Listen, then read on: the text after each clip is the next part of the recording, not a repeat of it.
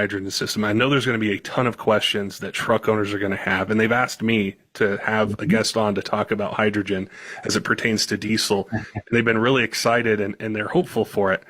How does it work on, like for a truck owner out there that wants to run something like this? How is the kit set up? How is it controlled? How do they use it? Okay, so that particular truck you're talking about, that is our onboard unit, which is this white box over here. That's a pretty small unit. It'll go underneath the tonneau cover of a pickup truck. It has to be in that box. There's a lot of geometry inside that to make that work, but it's set up engine specific. So that unit that's in that truck is literally programmed for a 6.7 Cummins engine. So basically at idle all the way to full throttle, we're making a specific amount of hydrogen to get those results.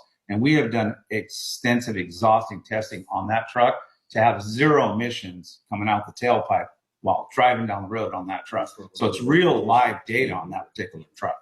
Yeah. So that's how that works. And that's why you see it at it's 0.01 or 0.01 the whole time with hydrogen. And it's pretty crazy because on that actual video, we actually turned the hydrogen off for a while so the DPF would get dirty. And then we did that whole analysis. So I don't know if you're aware of it, but Gale Banks makes a big deal about this. For every pound of back pressure you lose, you're putting on that DPF before it comes out, the exhaust pipe, you're losing 4 pounds of turbo pressure to the inlet. That is a huge difference. So if you have 3 PSI back pressure on that DPF, you're almost losing half of your turbo pressure into the engine. And that's why all these guys that have, the Duramaxes and all that really get on their trucks, they'll come to me and I'm losing top end power, but I have no light. So I'll go in and plug in into the J1939 or OBD2 port. And I'm on, look, even at idle, you got 0.5 pressure. But then when you're on the throttle, you're up around 2.5, 3 pounds of pressure. As you saw in that video, I'm driving down the road at 70 and it's got 3.6, back pressure. So you lose a lot of power when that DPF is not clean, even on a new vehicle, even a brand new vehicle, 6 or 7,000 miles, you're already in the 10% range of back pressure gain compared to it being brand new.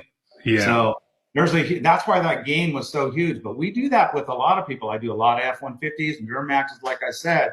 And it's funny because the customer will call me right back within a couple of days and goes, man, my truck is getting over 20-something miles a gallon. Never got that before. And I go, that's because the DPF is so clean.